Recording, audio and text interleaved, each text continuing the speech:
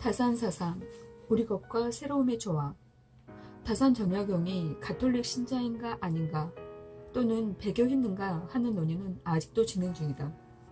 그러나 다산이 한창 학문을 익히고 사회적으로 활동하던 시절 천주학을 열심히 연구하고 토론했던 자생적 가톨릭 공동체의 일원이었음은 누구도 부정하지 못한다. 이 공동체가 스스로 사제와 주교 등을 임의로 정했을 때에는 사제이기도 했다. 또 다산은 신앙을 위해 목숨까지도 잃은 순교자 집안의 사람이다. 순교선인 정약종의 동생이며 역시 순교선인 정화상의 삼촌이다. 최초로 신주를 불사름으로써 박해의 역사가 시작되도록 한 윤지충간은 외사촌간이다. 그러므로 다산사상의 저변에 가톨릭 정신 또는 그리스도교회의 가르침과 맞물리는 부분이 없지는 않을 것이다. 한편으로 그는 우리 것을 누구보다도 깊이 사랑하고 연구한 실학자다. 그는 우리 문화, 역사, 사회, 의학, 제도, 법률, 언어 등 우리 것 모두에 관심을 기울였고 연구 결과를 남겼다. 또 누구나 인정하는 한국의 대표적 유학자다. 유교 경전에 대한 연구는 그 방대함에 있어서나 탁월함에 있어서 타의 추정을 불허할 정도라는 것이 일반적인 견해다. 그러므로 그의 사상에는 이 모든 것이 아우러져 녹아있다고 보아야 할 것이다. 다산사상의 핵심적인 몇 가지 문제를 간단하게나마 살펴보면 다음과 같다. 먼저 하늘과 관련된 것이 있다. 다산은 인간이란 하늘의 명령을 따라야 하는 사명을 가진 존재로 보았는데 이러한 천명관은 적어도 유학자라면 누구나 즐겨 사용하는 개념이었다. 다산 외에도 대부분의 성리학자들이 이러한 개념을 얼마든지 사용하고 있다. 따라서 이를 가톨릭의 가르침과 연관시키는 것은 무리가 있다고 주장할 수 있다. 그러나 이 문제를 그가 하늘을 어떻게 보았는가 하는 문제와 연관시키면 조금은 다른 뜻이 드러난다. 성리학자들에게 하늘은 모든 것의 근본이며 이 우주의 대법칙이요 원칙이며 원리다. 그러므로 천명은 우주의 법칙에 따라 사는 것을 의미한다. 그러나 다산은 자연적인 하늘이나 법칙으로서의 하늘과 구분되는 최고 존재로서의 하늘이 있음을 분명히 하고 있다. 이런 하늘에서 오는 천명은 단순히 우주의 법칙을 따라 사는 것을 의미하지 않고 바로 하늘의 최고 존재의 명에 따라 사는 것을 의미한다. 이러한 점에서 다산의 천명관은 한편으로는 하느님과 그리스도의 가르침과 명령에 순종해야 한다는 가톨릭 정신을 드러내는 것이라고 해석할 수 있으며 다른 한편으로는 우리의 전통적인 개념을 계승하고 있다고 할 수 있는 것이다. 두 번째 예는 다산 사상에서 중요한 역할을 하는 성의 의미와 관련된 것이다. 다산은 성실을 나타내는 성이라는 단어를 말씀음과 이룰성으로 해석하고 있다. 이것은 다산이 윤리적으로 성실하게 산다는 것을 스스로의 언약을 지키며 산다는 것으로 이해하고 있음을 알려준다. 그에게 있어서 중요했던 것은 단순한 성의 개념에 대한 사색이 아니었다. 성의 실천, 즉 성실한 삶과 성실한 행위가 중요했던 것이다. 따라서 그에게 성실한 자란 하늘로부터 부여된 과업의 완성자, 즉 백성들에게 사랑을 베푸는 자였던 것이다.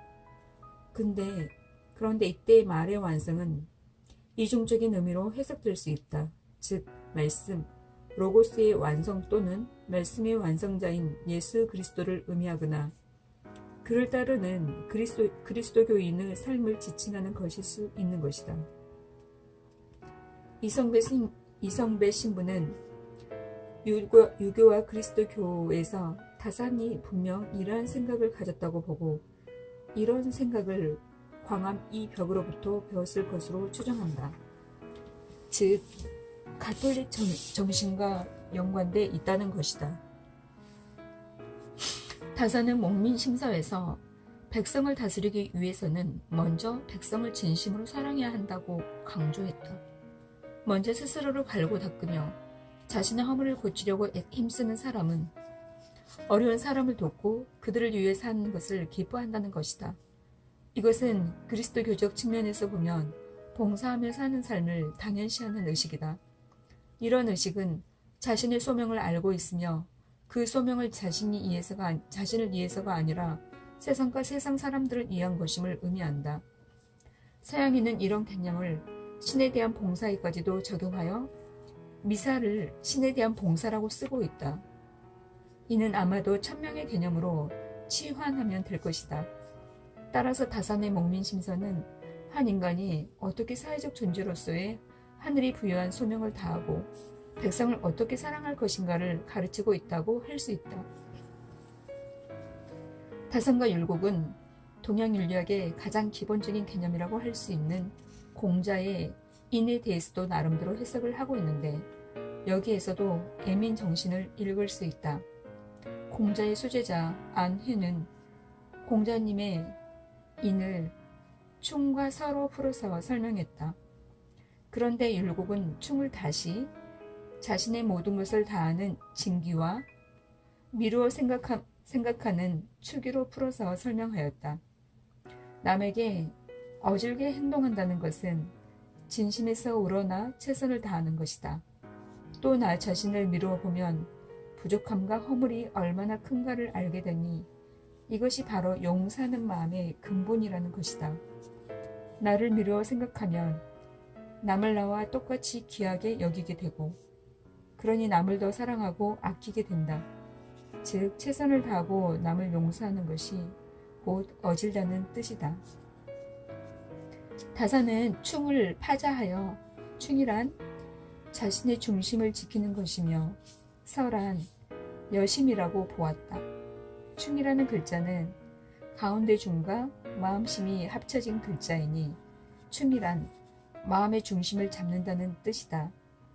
서라는 글자는 여와 심이 합쳐진 글자로 내 마음을 그 곁에 둔다는 뜻이니 단지 남의 잘못이나 허물을 용서한다는 뜻만이 아니라 온정을 너그럽게 베푼다는 뜻도 들어있다고 본 것이다. 언제나 한결같이 자신을 지키면서도 내 마음을 힘들고 어려운 사람 곁에 두는 것, 그게 바로 어질다는 뜻이라는 것이다. 영어에서도 이해하다라는 동사는 understand인데 그 글자도 under 아래와 stand 서다라는 두 단어가 합쳐진 것이다. 그러니 그 마음 안에 들어가 또는 그 힘들고 무거운 마음 아래 내 마음을 함께 세워둔다는 뜻이다. 또 이해한다는 것은 독일어로 페어 슈테헨인데 이 글자도 페어와 슈테헨으로 되어 있고 곁에 서다라는 뜻이 된다. 다산의 생각과 매우 닮아 있는 것이다. 어쨌든 다산은 충과 서를 신하의 군주에 대한 충성이나 단지 용서라는 의미로 해석하지 않고 자기 마음의 한가운데 인간을 마중함과 진실한 마음을 가지고 인간들 곁에 사는 것으로 보는 것이다. 그래서 이것은 즉 인간의 사랑이다. 그리고 이 사랑은 추상적인 개념이 아니라 인간과의 주체적인 만남을 뜻한다. 다산은 유교에서 가장 중요한 개념인 인을 두 사람 사이의 관계로 새롭게 해석하였다. 인간은 누구도 관계의 범주를 벗어날 수 없다. 그러므로 다산에 의하면 인의 본래 의미는 서로를 이해하고 함께 삶의 의미를 찾는, 즉 서로 사랑하는 나와 너희다. 충과 서로서 남에게 봉사하고 더불어 살아가는 남을 이해하고 용서하고 사랑하는 것, 곧 애민인 것이다. 오직 이 외민을 통해서만 목민은 가능하다.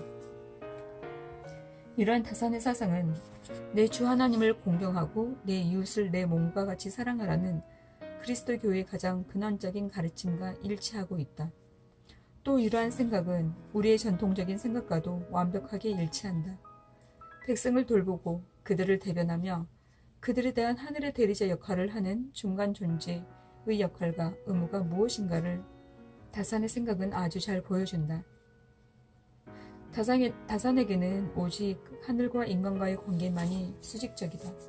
천명은 사명이요 숙명이지만 그의 모든 인간관계는 수평적이요 상관적이며 서로가 서로에게 대등한 입장에서 주고받는 관계다. 그러므로 다산은 수직적 인간관계를 강요하는 전통 윤리관의 부정적이고 비판적 태도를 강하게 드러낸다. 조선시대에 널리 유포된 오륜 행실도에는 병든 부모를 위해 자신의 살을 베어 먹였다는 등의 상례를 벗어난 비정상적인 행위가 많이 나온다. 이를 마치 효의 모범인 것처럼 가르치는 오륜 행실도는 오히려 반인륜적이기에 잘못되었다는 것이다. 본래 오륜도 삼간과 마찬가지로 인간과 인간 사이의 수평 관계를 알리는 기호였다.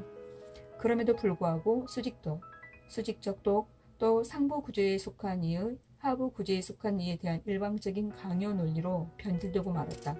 즉 아들이 부모에게 효도해야 함은 부모가 자식에게 자애로워야 한다는 것을 전제로 한 것이다. 그런데 이 앞부분은 생략된 채 일방적으로 부모에 대한 공경과 순종만을 자녀에게 강요하게 되었다. 또한 부부관계나 연장자와 연하자의 관계, 또 더 나아가 군신 간의 관계도 상명하복의 일방적인 것이 아니다. 서로가 서로에게 자신의 최선을 다하는 인격적 관계를 의미하는 것이다. 그런데 이것이 잘못되어 무조건적인 순종과 복종, 굴림과 지배로 양분되고 말았다. 그러므로 다산에게 있어 삼간과 오륜이라는 유교적 덕목은 수직적 사회질서 속에서 아래에 속한 이들에게만 요구되는 가치체계가 아니다. 인간과 인간 사이에 대등하게 요구되는 가치관으로 재해석되는 것이다. 이는 충과 서가 대등 관계에서 나오는 인간이라고 밝힌 것과 같은 맥락이다. 엄격한 신분 사이였고 이를 당연시하던 당시에 이런 관계를 생각할 수 있었다는 것은 결코 쉽지 않았을 것이며 아마도 그것은 신 앞에 모든 인간은 평등하다는 그리스도의 교회의 가르침과 연관돼 있을 것이다. 이러한 생각은 다른 한편으로는 천민도 사람이요 부처라는 것을 굳게 믿었던 오녀와 같은 선상에 있으며 왕후 장상의 씨가 따로 없다던 만족의 정신의 계승이다.